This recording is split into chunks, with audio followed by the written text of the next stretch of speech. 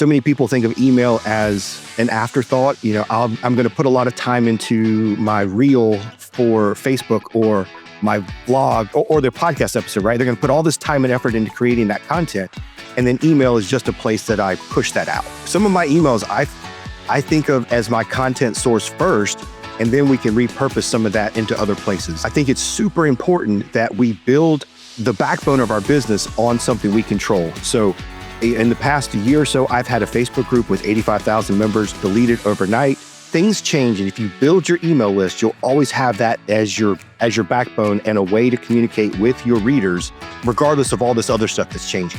So it is going to take some work, but again, this is what's going to separate us and from all the AI content and the overwhelming amount of content there is online right now.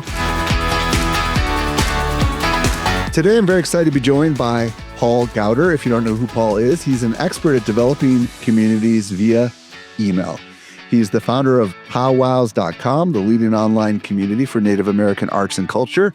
Paul is also the host of the Side Hustle Suitcase podcast. Paul, welcome to the show. How you doing today? I am good. I've been looking forward to this all day. It's been one of those days, and this on my calendar has been like, the highlight. I just got to get to this afternoon. I just dropped my daughter off at the airport, so kind of sad, and then been dealing with health insurance all day. So you are the bright spot of my day. I've been looking forward to this. Well, nobody likes to deal with health insurance, and sometimes having your daughter go away is a good thing, and sometimes it's a bad thing, but generally it's a bad thing. So it's a bad thing. I know. I've got 3 girls. I totally know what it's like. It's almost always a sad moment. Well, today, Paul and I are going to explore using email to develop community. Yes, you heard that right, using email to develop community. We'll get into what that all means in a little while. But Paul, I would love to hear a little bit of your story. How did you get into email in general? Like, start wherever you want to start. So I like to tell people I'm an accidental entrepreneur. I didn't set out to build a business. I was playing around with building web pages in college, and I built pages about things I knew. So Star Wars toys. I still collect Star Wars vintage toys, and I started building pages about Native American powwows. At the time, I was just researching my family background, and friends were taking me to powwow. So I was literally just like, hey, I went to a powwow this weekend. This was really cool. Here's what I've learned. And that was it. And back in those days, it was before SEO and social media. Those pages got indexed and put into whatever the search engines were back there, Alta Vista or whatever, and people started coming. The Star Wars didn't go anywhere. It was 1996. Nobody cared about Star Wars back then. Disney had not bought them. There were no prequels, so nobody really cared. But the native stuff started taking off, and it was early on that people were asking me, "Hey, we want to have that same environment that we have at powwows. We want to be able to talk with each other and share." And so we put up a forum, and we started growing the forum. And it was really those first couple of years of having a forum and trying to figure out, like, how do I effectively talk with people, that I figured out sending email was so powerful, and being able to communicate directly with people was really, really, it was a touch point that you just couldn't do. Yes, forums were good and you could have conversations, but to be able to send a message to everybody and get everybody to have the same information at the same time was really powerful. I remember, for those out there remember vBulletin, I remember hitting the thing in vBulletin, and it would actually, show you everybody it was sending to, and you just sit there and watch the screen, and see emails going by, and being so excited that, 1,000 people, 10,000 people just got my email. It was really cool. And it was there that I started developing that email needed to be personal, and having, crafting my own voice and not just being a brand. It was trial and error, but that's really where I started seeing the value of email inside a community, was those early days in vBulletin. For those gray hairs that are listening, like myself and Paul, you do remember, I remember back when, I started in the mid 90s as well. And back then the idea of a website was pretty much like born, you know what I mean? And the idea of forums were really interesting. The business that I had before Social Media Examiner was called White Paper Source. And we had a forum, which is kind of like little Facebook groups, is probably the best way to describe it today, with all these little subcategories, and everybody would interact inside these forums. And it was kind of the way you did community. And if you want to go way back, it was bulletin board systems even before then. with dial up, you've got mail, all that Yes. stuff, right? We're aging ourselves. For the younger generation, we're just giving you context here, but there was, before social media, social activities online, and it was predominantly done through forums. So what I heard you say in your journey is you started in the 90s. And for folks that aren't watching the YouTube video right now, Paul has incredible Star Wars stuff all around him. He's wearing a Star Wars comic shirt. He's got what looks like the top of C3PO on his microphone, and there's all sorts of stuff behind. And it's really cool. So basically, when you were early in your journey, were you mostly just what we would call blogging? Is that effectively what you were doing when you were first going to these powwows in the early days? I wasn't even doing that. I wasn't doing like a write up after every powwow. It was more of because it was for me, right? I wasn't even thinking about building an audience and all that. It was, hey, I learned that this particular dance style is about this, and here's what their outfit looks like. And at a powwow, you may see a grand entry, and that means this. And these drum groups, the singers at powwows, this is the type of songs they sing. It was really more of Wikipedia style, like reporting of like, here's this stuff and here's what it means. It wasn't even, like, hey, I went to this powwow and here's what I saw. It was really just kind of a high level at the time. And then we had those pages out there as just static pages, and it was the forums that really built out. And then from there, we added an event calendar, and that was the first thing people wanted as a way to track all the powwows across the country. Building that, writing the first PHP script myself and all that kind of stuff. Yeah, that's where we started growing the calendar. But forums in the community is really what made, and still to this day, it's our community that keeps us going. So kind of bring us up to the present right now. Like, what are you doing today with email for either powwows or clients? Like, talk to us a little bit about kind of what you're doing now. So I like to tell people that I define community a little different than most people in social media. I like to think community, it can be anybody who feels a connection with you or with your topic, your niche, your brand, and has things in common. A lot of marketers will say community is your Facebook group or your Substack or whatever, right? And I don't like to, I think those are places that you can have community interaction, but your community is bigger. So I treat everybody that's touching my content, whether it's on email, social media, or in person, they are part of the powwows.com community. They're part of Powwow Nation.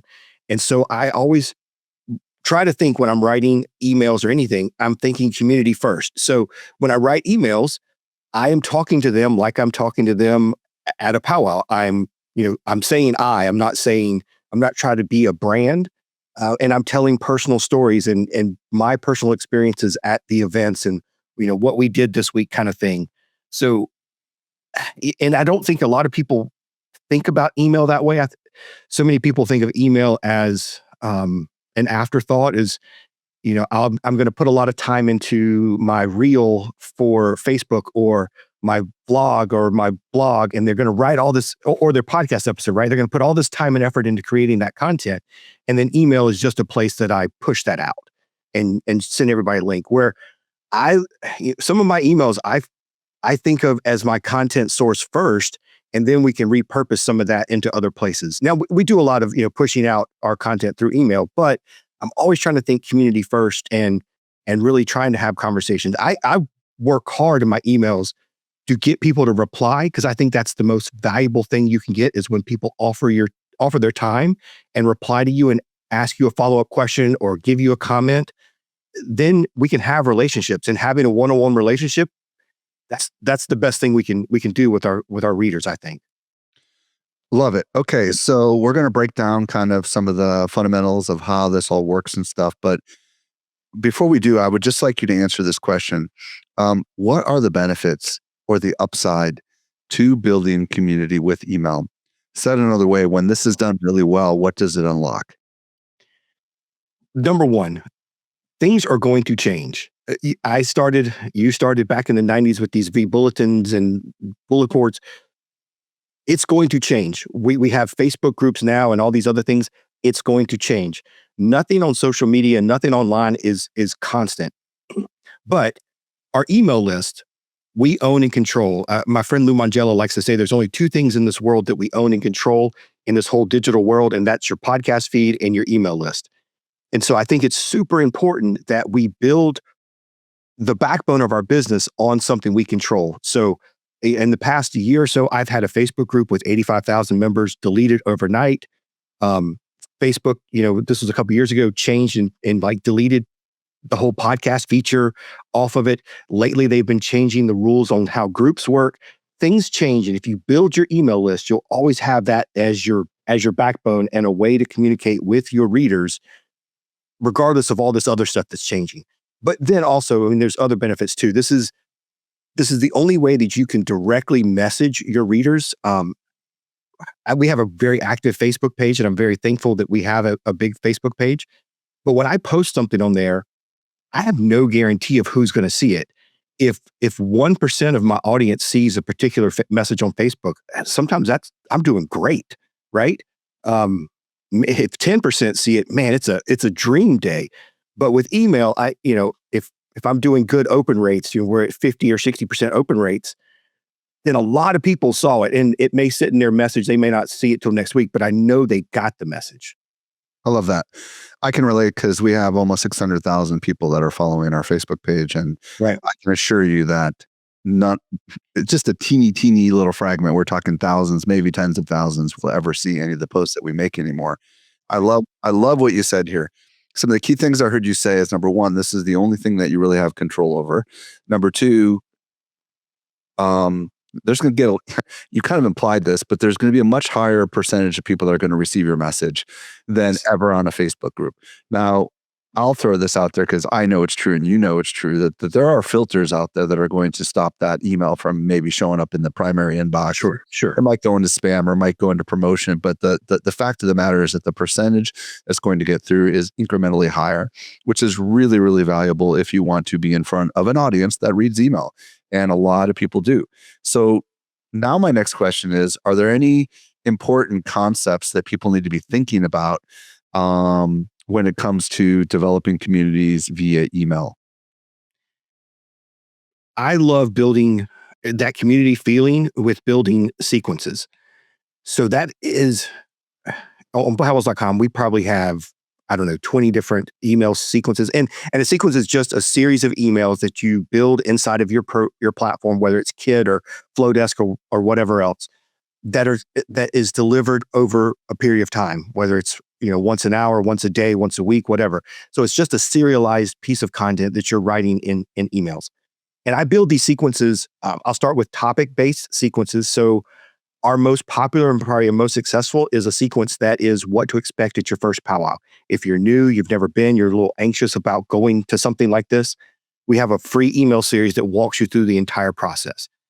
That is much more effective than when somebody subscribes to our newsletter that we send them out the weekly broadcast first, because weekly broadcasts are great, but they are for your readers that you already have a relationship with.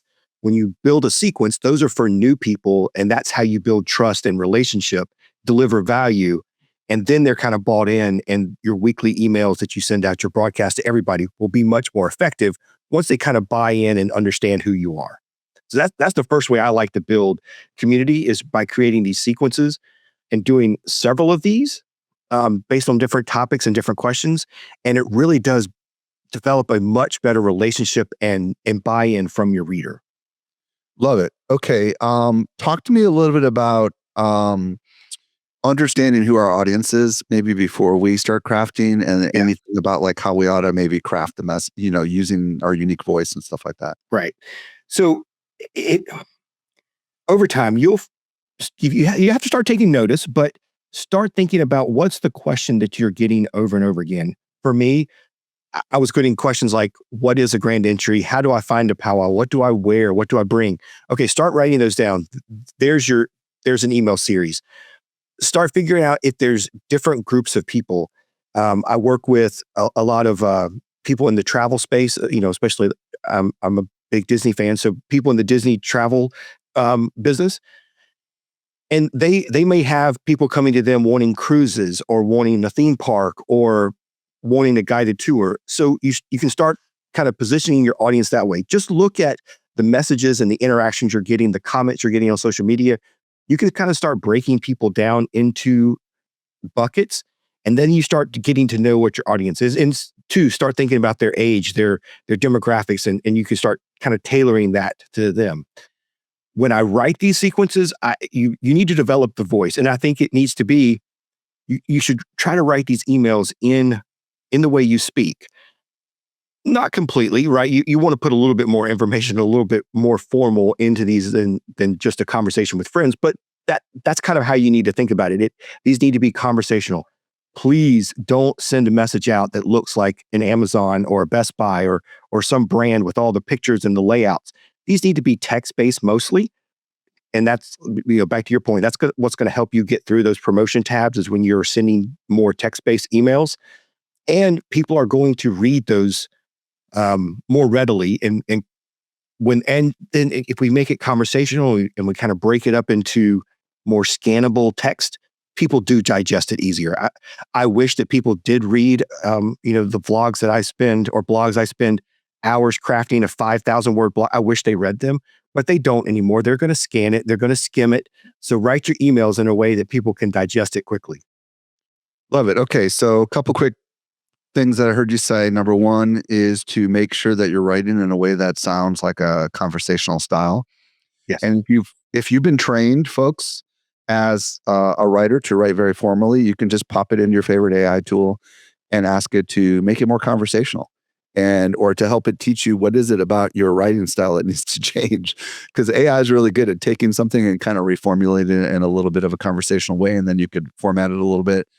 And the other thing that you mentioned was that you should understand what your audience is interested in and maybe think about creating different buckets for the different kinds of things that they might be interested in, because you might have an audience, for example, in my case, that's very into AI.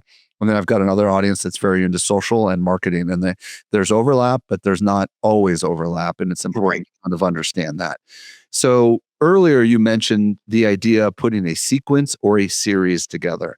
Yes. And what I heard you say, and what I'm going to kind of explain in my own words for folks, is that a series or a sequence is effectively a list of emails that are scheduled to go out over a period of time, right? Like you just say on day 1, day 5, day 7, whatever. Am I right?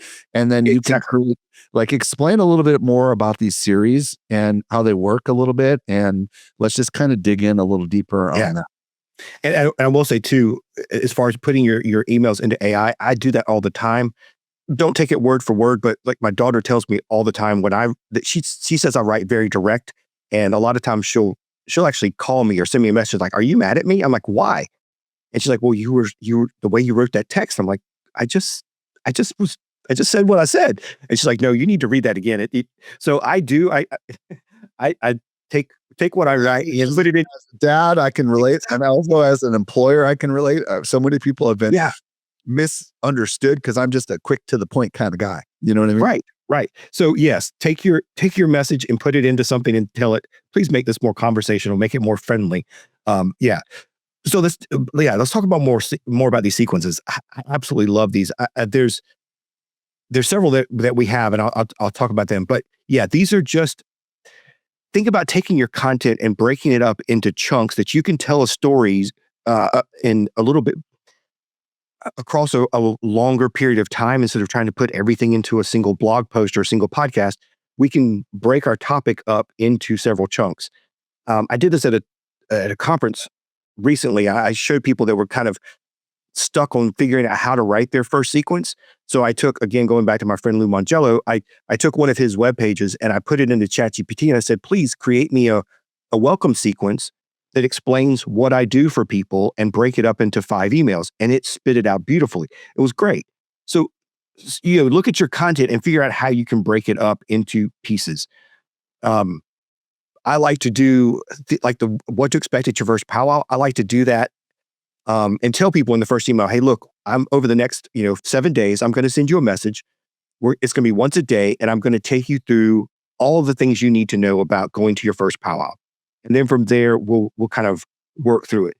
These are shorter emails. These aren't super long. I'd like to break them up into kind of one topic at a time. And then for Powells.com, one of our revenue sources is advertising. So I make these shorter with a link to go read more information so that we try to build traffic with our email sequences. So you don't have to do that, but that's one of the techniques we use.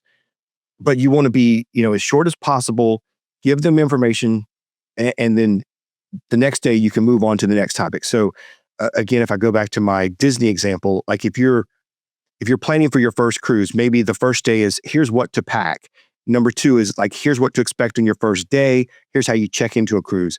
Number 3, maybe here's how to plan all of your excursions and what you're going to do on the cruise. So start thinking about content that way, and you can start breaking them down. Okay, help explain why this is so important, because that example you just gave about the cruise could just all be in one message, but why break it across multiple messages? Like, help explain what that's achieving, if you will. And again, I'm breaking the rule from what most email marketers will tell you. Most email marketers will tell you want to build these fancy lead magnets and put everything into this nice PDF. And I think that there's some benefit to that, and people like a download. But if you're like me, I have a folder on my computer that's full of PDFs that I've downloaded that most of them I read. Some of them I read once but never went back. So I think you get much better retention, especially over the years that I've been doing this. This is what I see, is that I take something complicated and something that's a lot of information, and I break it up over 5, 7, 10 days into smaller chunks, and I get a much better retention. I get a much better engagement, and people actually read and digest the information. So in that what to expect at your first powwow, in some of the first couple of emails, I ask questions. And I can look at my stats and see the opens and the clicks and all that. But I also know that when in the morning, when I check my inbox and I see that, I've gotten 5 or 10 responses to those questions, I know it's working, and I'm getting feedback, and people are actually reading it. And then when they're responding to the 10th email and they're still answering questions, I know I've got them, and they didn't just take a PDF I gave them and never came back.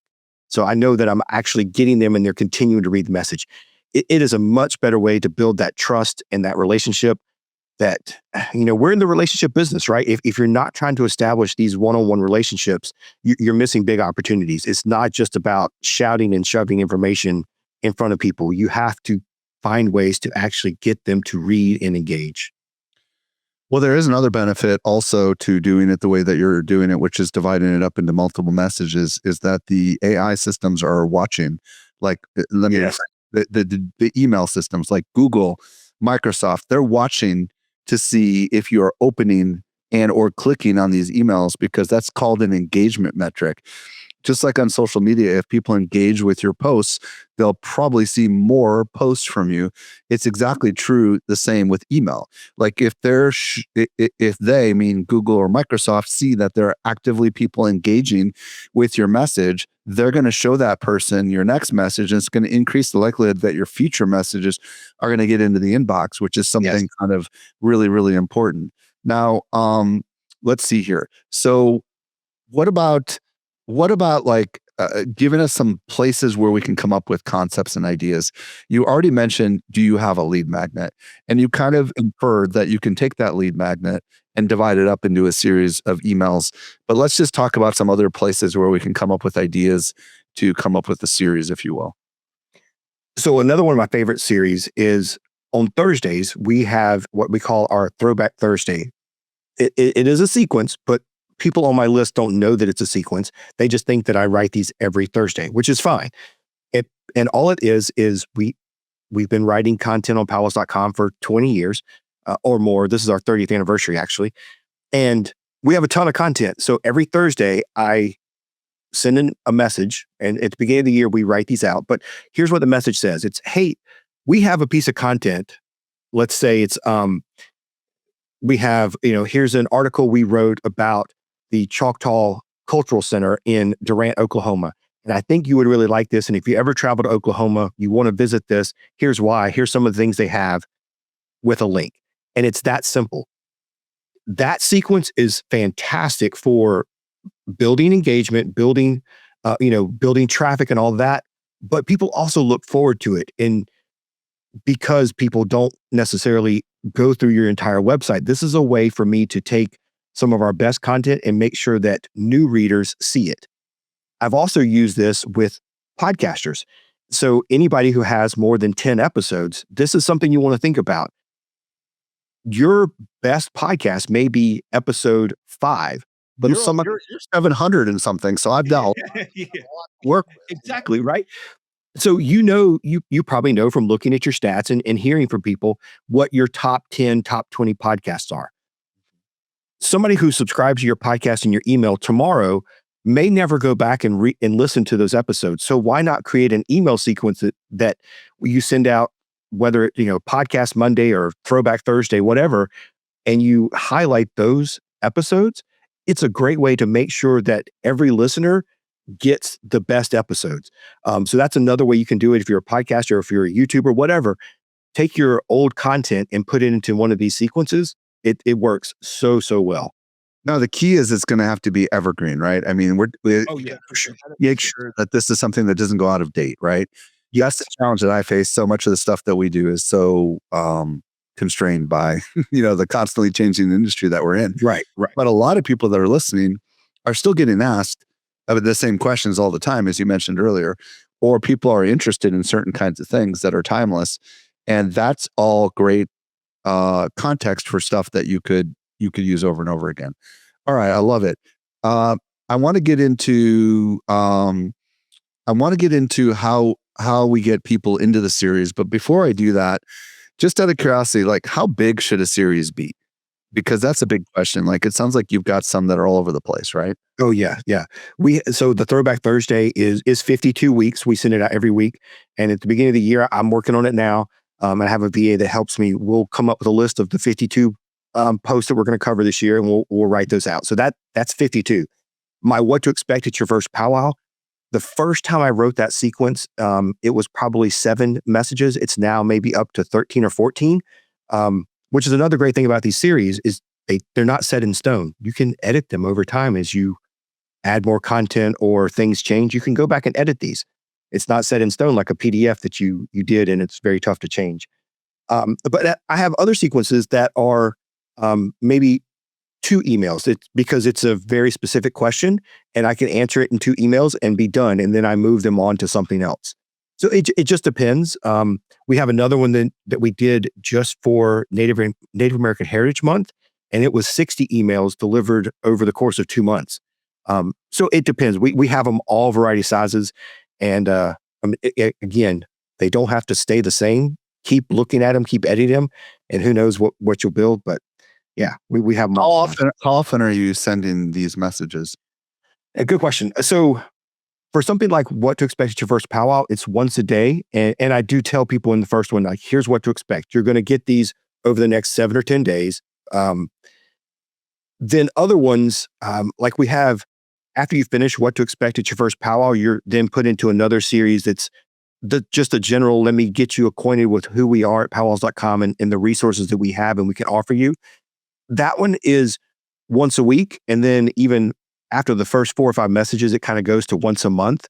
And so that one is spread out over a much longer time because I don't want to bombard them with information. I want to get them, the value that they need, and then I can just remind them every once in a while. So it depends. I like for something where you're answering a question or giving them the value that you promised them in whatever your opt-in was. I like doing once a day and pushing that out over the course of a week or 2 weeks. But then other ones that aren't as urgent, you can push them out once a week or so.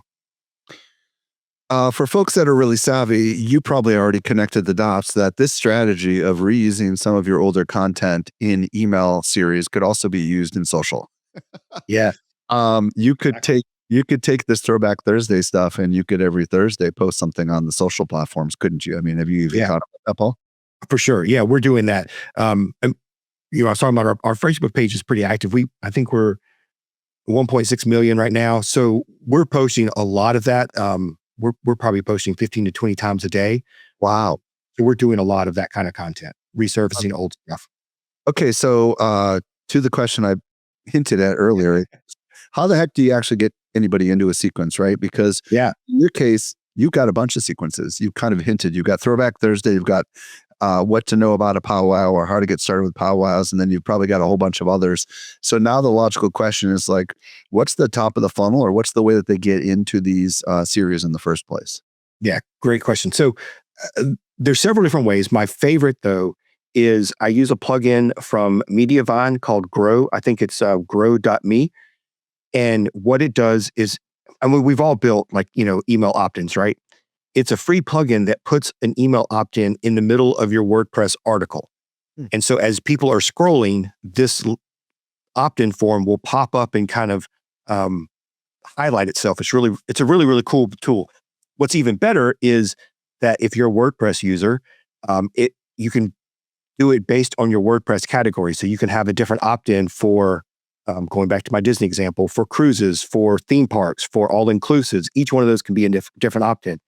And putting it in the middle of the content, I think, is the key here. I see so many people building these beautiful web pages that they spend all this time in, and their email form is in the footer or in the sidebar. And if you're on mobile, nobody's ever going to see that. So using something that puts it right in the middle of the content and is topical.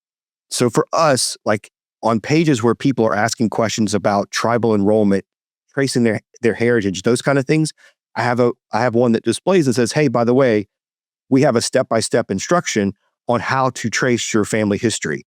And so that is a very topical thing. And they subscribe, they get a series about how to trace their Native American heritage. So that's the number one, and that works incredibly well. But then I love doing landing pages, where a landing page is a page without your normal headers and footers, not your navigation. The only thing on that page is maybe some text and an email opt-in form. And I like doing that because, like, if I'm on a podcast like this, or speaking at a conference, or even just talking with a group of people, I can say, oh, you're interested in going to your first powwow? Okay, great. I have a place that you can go, powwows.com/powwow101. It's a free email series. All you have to do is go there and sign up. And over the course of 10 days, I'll explain all the do's and don'ts. So I use a simple URL, send people to that landing page. I can also use that same URL on social. I share it in stories, in reels. It is a great way. And again, it's a one call to action page. And the only thing I'm asking for them is to sign up. That is extremely powerful. But I'm doing other things too. We're putting things in social media. We are doing some paid and using Facebook's lead ads to actually get their emails. But I'll explain that real quick, just because I know what it is, but not everybody knows what that is. Right. So a lead ad or lead form is where they stay on the Facebook platform. So if they click on your ad, they're able to stay on the platform and supply the email address. So it comes to me. You have to use an automation in the background to send it over to your email platform. But you're able to collect the email address without them ever leaving Facebook. So it's a lower friction type of ad. Instead of trying to send them to something on your page that they then opt in for, it all stays in the Facebook platform. It's really powerful, and you can get email subscribers. I think depending on the campaign, I'm paying anywhere from 12 cents to 20 cents per email subscriber, which is just incredible, right? That's a really good deal. Tell everybody about link triggers and how all that stuff works. Yeah, that's the other one. Yeah. So as you're crafting your weekly broadcast messages, this is a great place to tell people about those other sequences that you have. And so I'll, in a message, I may say, oh, by the way, and here's one we're doing right now, actually. It's our 30th anniversary of powwows.com, and we're building for this big celebration this summer. So when I send out my weekly email, I'm mentioning, hey, by the way, this is our big anniversary. We're planning for this big giveaway and all this contest that we're going to do in the summer. If you're interested and want to get on the wait list and know when we start this big contest in the summer, all you have to do is click here. And so if they click there, I use Kit, and Kit will then tag them as somebody who's interested in our 30th anniversary. That triggers off an automation that they're put into the sequence about our 30th anniversary, and then they're delivered a series of emails. And all they had to do was click a link inside of an email that they got. So I love doing that. In fact, at the end of all of my sequences, I'll tell people, hey, look, by the way, you just finished our What to Expect at Your First Powwow. Just letting you know, we also have some other things that may help you. Here's one on how to trace your family history. We also have a Native American book club if you want to be a part of that. We have a travel group. So I'm offering ways in these other emails to keep funneling people into these other series. I love it. Okay. Talk to me about the art and craft of actually making these emails, because you have a very specific methodology, and I really want to break it down so people can understand it. I learned early on that I needed to have my own voice and to speak as myself. I'll go back to V Bulletin where I learned this lesson the first time. And I have to be reminded of this lesson every once in a while too. But when I first started doing things on V Bulletin, I registered my account and my username on my own website was Webmaster, because that's what we were back then, right? We were webmasters, and that was my username. And one of the moderators told me, she's like, Paul, everybody thinks you're like this automated thing. They don't know that you're actually a real person. When they see Webmaster, they just think it's like some kind of part of the system talking. So I changed my username to Paul G, and I started talking as myself and being more personal. And the difference it made was incredible. It's kind of cool to still go to powwows now, 20 years later, and people will come up and say, "What's up, Paul G?" Because they still remember that's how they interacted with me. So when you're writing your emails, don't write as a brand, don't write as we, and talk to one person. It's the same thing we try to do on podcasts, right? Don't try to talk to an audience, a room full of people. Try to talk just like you're talking to one person. Be intentional. Say things like, hi, friend, or hi, you. Don't say, oh, hey, everybody. It's so great to see everybody here today. Ideally, hey, first Yeah, name, right? Exactly. exactly right. Use your tool, use the things in your email tools to be very personal and talk directly to one person. It that makes such a difference. But yeah, that's what I try to do in all of these emails. And like I said earlier, keep them short and skimmable so that people actually retain them, and do other things too. Like I was talking to Kit the other day. If you're going to put a link in your emails, maybe have that link once or twice, once as a button, once as a text link. There's some things you could do there to increase your click through rates. But the big thing here is just develop your voice and talk as yourself. It'll make a huge difference in how your readers engage with you. Okay, tell me a little bit about images and stories and all that fun stuff, how you can add some of that into there, and kind of what your thoughts are on this. Because what I want to do is have people develop a picture in their mind of what something like this might look like. Yeah, when I talk to people, and you and I talked about this before too, is when I start telling people these strategies and talk as yourself, ask questions, people get a little scared because our list is about 100,000, and people get really worried that what am I going to do if 500 people reply to my message today? How are we going to do this? So you do want to. We're trying to scale the unscalable here. We're trying to do things that not everybody can do. So when you're crafting your message like this, you want to ask questions. You want to do that. You want to be text based. You maybe use an image or two. Keep them simple. Um, but again, you're wanting to send these messages that they look like they're from a friend. Um, we have a mutual friend, Jeff C. If anybody gets on Jeff C's email list, when you see one of his messages, he still has people that think that he's writing directly to them. They don't realize they're on his newsletter because he's so personal and it's a text-based email. They think he's writing directly to them, and that is ultimately what you want people to do. Is you want them to feel like you're writing directly to them because you've done it. Your email looks like it was sent from a friend. So you can have some images. You can do this. The other thing I'll tell you, again, scaling the unscalable. We have 30 something sequences on powwows.com. I'm writing, we send maybe 4 to 7 broadcasts a week, depending on what we have going on. It's a lot of content. And so I do have somebody helping me with that. And I do have VAs that help and write some of these messages for me. But I always reserve the top of these emails for me. And that's where I can tell stories. I can be personal. So when I send out this week's message, we'll be sending one on Friday because we have a powwow live stream this weekend. And I'll say things like, it was a rough week for me because I had to drop my daughter off at the airport. And, I missed her, but it was great having her here for a few days, getting to visit with family. That was really awesome.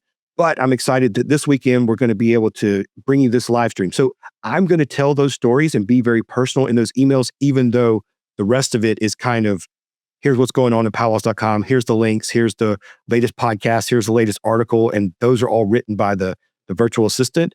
But I always leave that top part of the email for me to be relatable, tell stories, all that kind of stuff. Fascinating. Okay, I love that part. Tell us a little bit about how you actually end these as well, because you mentioned, I think, earlier in this discussion about asking questions and stuff like that. How do you normally do that? Yeah. So we'll use again the what to expect at your first powwow. The very first email I send out, it's kind of an introduction, and I say things like, "Hey, I know this is going to be very overwhelming. It's a lot of information, and I know you're excited and want to get as much information as you can because you're eager, all that. So, hey, what are you most excited about? Are you most excited about seeing the dancing? Are you most excited about hearing the music?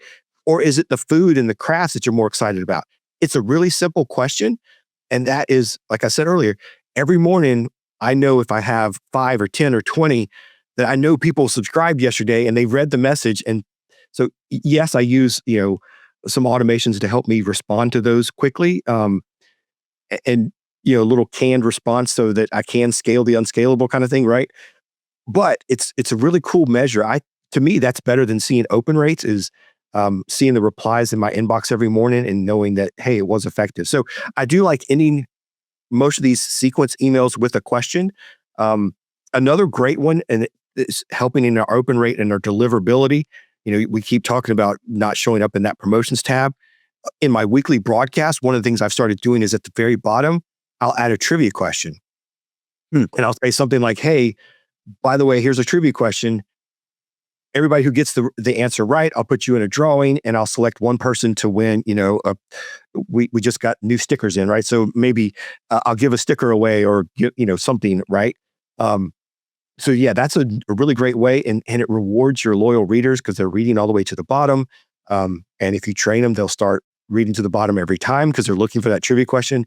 And talking about the signals that we want to send back to Google and Microsoft, an open is great. A click is even better, but a reply is the strongest indicator that they're going to keep you out of the promotions tab. So the trivia question, and man, that thing does wonders for your deliverability. Practicality on how in the world someone manages all this. I would imagine most of the people listening have people that work for them. I would imagine they're going to have somebody going through and managing the inbox, which is what we do here at Social Media Examiner because we got a massive list. So that sounds like a pretty big project to manage, but I would imagine, I don't know, it's not everybody who responds, right? Right. You're not going to get, with 100,000 on our list for any given trivia question, it'll be a couple hundred that respond. And then two, it's easy to filter out, 25, 30% are going to get it wrong. So those are easy to filter out. So it is going to take some work. But again, this is what's going to separate us and from all the AI content and the overwhelming amount of content there is online right now. Doing these things that other people can't or other people won't is what differentiates us. Okay, so let's assume we want to do multiple sequences or series, which is kind of the same word. I can imagine this becomes kind of a management nightmare, right? Because they're all on different timelines. Yes. Some are like 7 days, some are 52 weeks. Like any tips on like how to manage all that stuff? Because it sounds like it could be like something that you could forget to come back to or whatever. Like any tips on that? Yeah. So one of the things that I wish that Kit and some of these other things would have a content calendar. I keep asking them show me a calendar of like, if I'm this subscriber, show me over the next week what messages they're getting. That would be really great. But until we get something like that, one of the things I like to do is when you build a new sequence, you can go into the settings and tell it what days to send. So I'm reserving no other email goes out on Thursday except for the Throwback Thursday.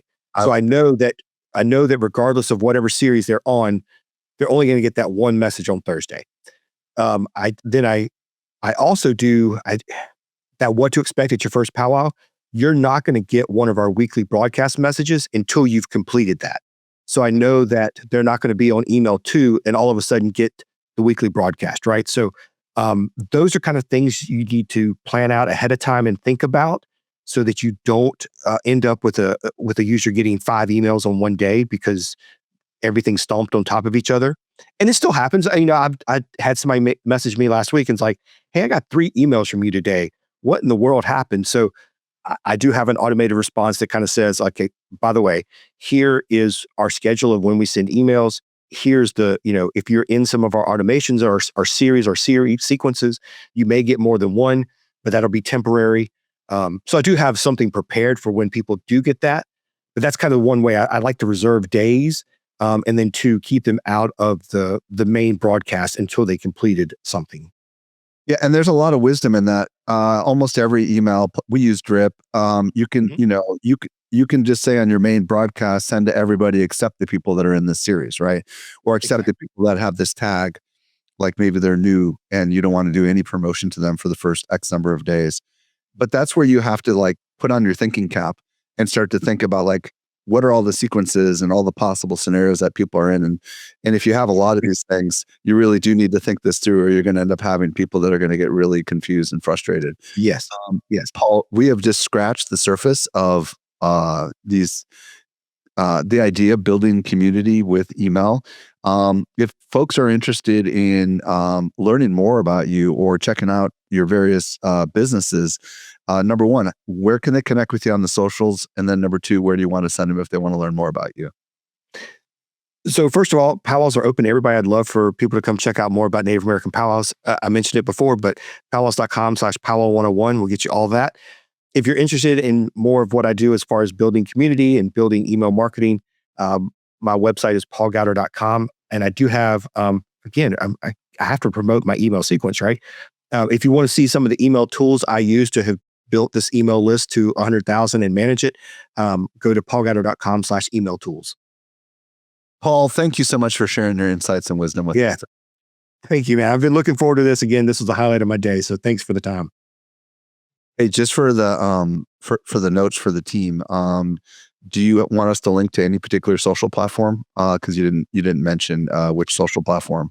Um, Are you active on any of them or not really? yeah, my personal Facebook page is where I'm doing most of this stuff. Hold on, I'll send you a link right here. Okay, cool. Yeah, before we hit done, I'll make sure speak it out loud so it shows up in the transcript. Or you can just say it. You want to just say it? Facebook.com/Paul Gowder. Okay, perfect.